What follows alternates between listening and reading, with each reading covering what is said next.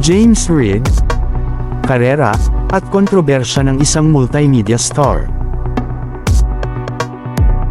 Si James Reid, na may tunay na pangalan na Robert James Reid, ay isa sa mga pinakakilalang multimedia stars dito sa Pilipinas.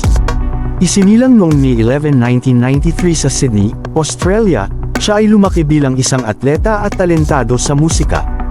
Ang kanyang pag-akyat sa kasikatan ay nagsimula nang sumali siya sa Pinoy Big Brother, Team Clash 2010, kung saan siya ang itinanghal na big winner. Mula rito, unti-unti niyang binuo ang kanyang pangalan sa industriya ng showbiz.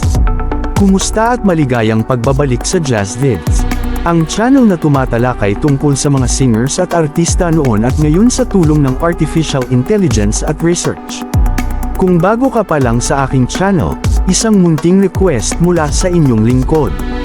Huwag kakalimutang mag-like, subscribe at pakipindot na rin ang notification bell icon para updated ka sa mga susunod kong upload. Ngayon pa lamang pinasasalamatan na kita.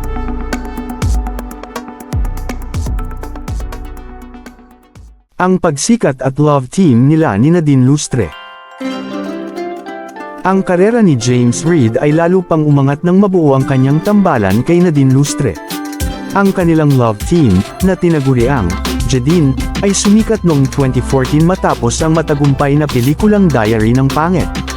Sumunod dito ang sunod-sunod na proyekto gaya ng Talk Back and You're Dead at ang teleseryeng On the Wings of Love noong 2015, na naging isang cultural phenomenon. Ang tambalan nila ay minahal ng marami dahil sa kanilang natural na chemistry, na kalaunan ay nadagdagan pa ng kanilang totoong relasyon.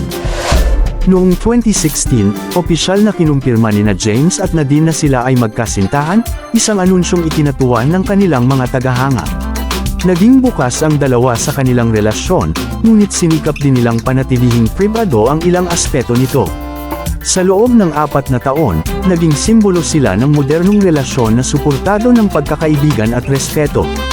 Gayunpaman, noong Enero taong 2020, inanunsyo ng Jadine na sila ay naghiwalay. Sinabi nilang nananatili silang magkaibigan at patuloy na nagtutulungan sa kani-kanilang mga karera, ngunit marami pa rin ang nalungkot sa kanilang paghihiwalay. Bilang isang public figure, hindi nakaligtas si James Reid sa kontrobersya. Isa sa mga naging mainit na usapin ay ang patuloy na espekulasyon tungkol sa kanyang sexualidad, lalo na matapos ang ilang viral posts at malisyosong komento online. Gayunpaman, pinili ni James na huwag patulan ang mga isyong ito, at nanatiling tahimik ukol sa mga haka-haka. Naging kontrobersyal din ang desisyon niyang umalis sa Viva Artists Agency noong 2019 upang magtatag ng sarili niyang music label, ang Careless Music Manila.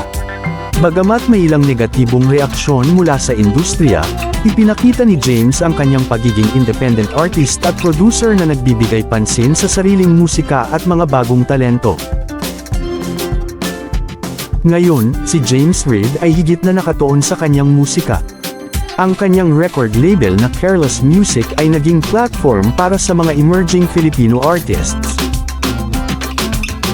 Hindi maitatanggi ang malaking ambag ni James Reid sa showbiz at entertainment industry sa Pilipinas. Mula sa pagiging isang reality show winner hanggang sa pagiging global artist, patuloy niyang pinapatunayan ang kanyang talento at pagiging adaptable sa maraming aspeto ng kanyang karera.